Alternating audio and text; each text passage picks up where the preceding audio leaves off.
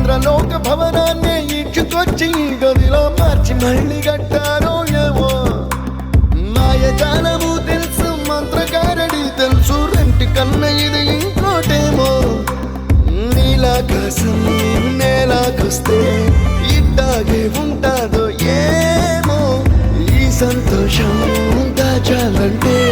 హృదయాలు ఓ వంద కావాలేమో ఇంతందంగా ఉంటుందా ఈ లోకం ఇన్నాళ్ళు ఈ మనసుకి తెలియాలేదే పాపం